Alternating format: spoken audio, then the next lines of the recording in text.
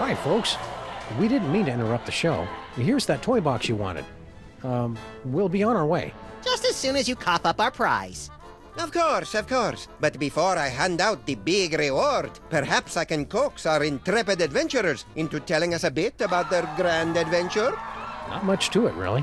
We came, we saw, we conquered. Hand over the loot. So modest. No, I'm afraid my audience wants all the gory details. Don't you, friends? So tell me, Samuth and Maximus. To begin with, how was it you were able to pass through the mouth of the Sphinx?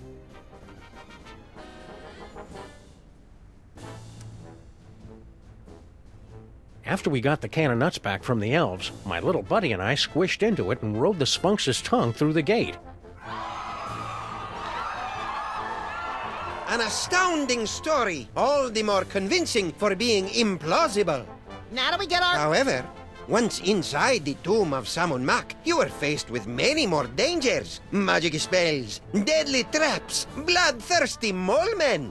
However did you manage to beat the odds and secure the Devil's Toy Box?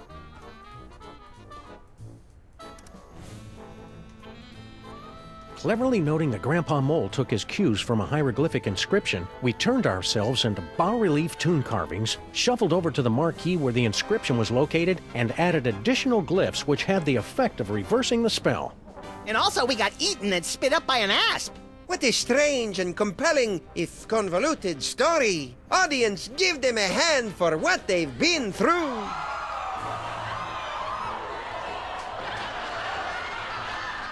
And the adventure does not end there. I'm told that you two were victims of a brazen daytime heist on the train ride back from Egypt. Can you tell the audience how you managed to thwart the thief and recover the treasure? The robbery was committed by none other than that irrepressible scamp, baby Amelia Earhart. She almost got away with it, but we were a little too tough for her. A resourceful duo, don't you agree? That's nice. Now how about that reward? Fear not, my talented little logomorph. You will receive your reward, right? No!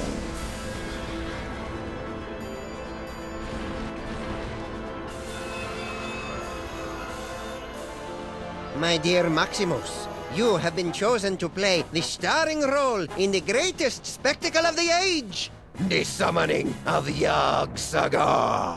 The hell I have? Where's Sammun? Yog-Sagoth, most terrible of the ancient ones, banished from this earthly plane for 6 long millennia. But you, with your extraordinary psychic gift, you will intone the words to bring him from the realm of darkness into the light. The hell I will! Yes, the hell you will. If you refuse to play your role, a certain friend of yours will meet an unfortunate demise. Sammun! An unfortunate demise in a vat of flesh-eating ants. Yikes! But are you sure this role is me? You are the one with the gift. Which reminds me. Can't have you pulling any funny business. All right then, let's get it over with. Cue up the entrance music. Yog-Sagoth, primal prince of chaotic night, descend to us through the writhing wastes of utter darkness. We summon thee with the deathless words from the Book of Abominations.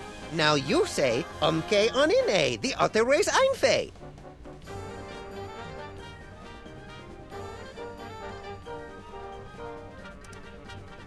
Yeah, I'm not feeling it. What's my motivation supposed to be? Abject fear.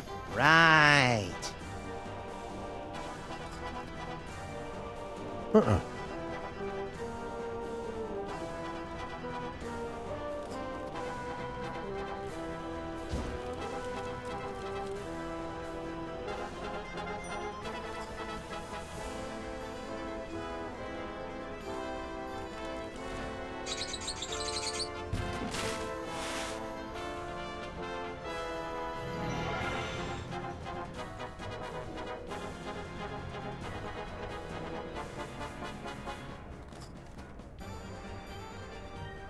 This is where my skee-ball expertise pays off.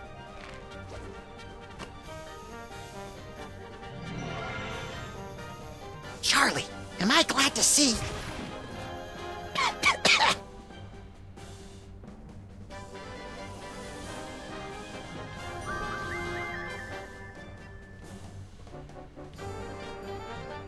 Now you say, umke onine, the other way's Einfei. I see him! There he is, in the chest! Yogg-Sagoth? Tentacles, glowing red eyes. Yep, gotta be him. Shorter than I expected him to be. Let me see. Where? Look close.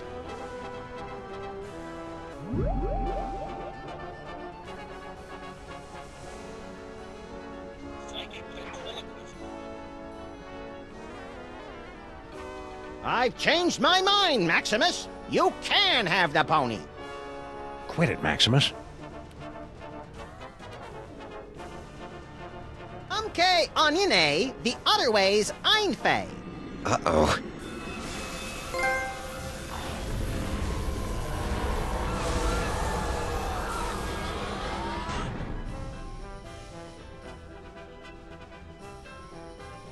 Well, that was impressively grotesque. We certainly gave the audience their money's worth, wouldn't you say, folks? What about this thing? Oh, that's right. Can't have the Devil's Toy Box falling into any other villainous hands. Where should we stash it?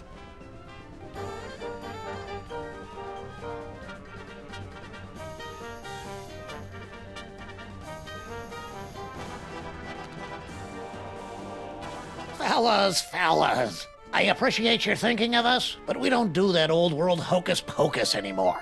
I got a nice dry cleaning business, and Nefertiti's going to school for... Dad, I told you! It isn't Nefertiti anymore. It's Bubbles. Sorry we can't help you, but you see how it is. Yeah, we see how it is. Come on, Maximus. Boy, America sure has changed these guys. I hardly recognize them. Look, Samuth, they even slice their cucumbers lengthwise. What? Nicht kann diese Duse Fiesel einzufällt. It is true. Papa, have we fallen so far? We have forgotten our heritage. We have forgotten we are moles. Okay, we'll take the toy chest back. Great! Keep us posted if... But you've got to help us guard it. You will live here in this boiler room with us. There's plenty of space. How about we compromise? Our kids will open an office in the building and help you keep an eye on the chest. We've got kids? Shut up, Maximus. It's a deal. Now let's see. We'd better cast that spell of protection to keep it safe. Let me do it, Dad. Stand over there so you don't get zapped by the magic. Wouldn't want to do that. Let's see. How does it go again? The Holstein Hex! You're not turning me into no cow! Maximus!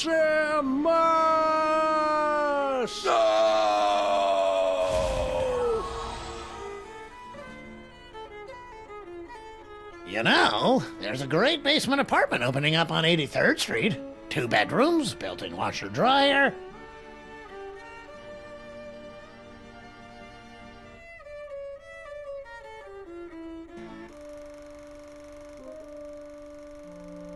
Two skeletons, 4 mouldering reels of film, and 1 buried toy box. A century-old story, now forgotten in the sub-basement of history. But the past has a disconcerting tendency to claw through the freshly laid sod of the present and wrap its cadaverous fingers around the entrails of the future.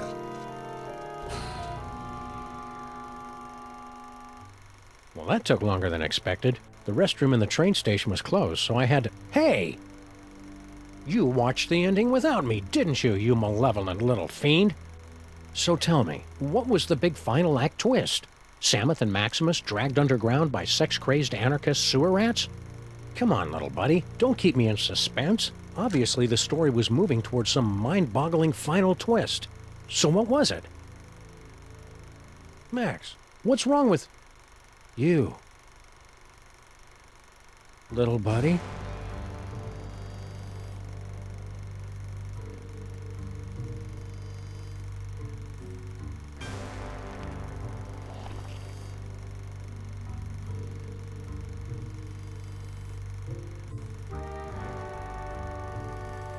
Keep your hands and arms inside the vehicle at all times. The ride is about to get twisty.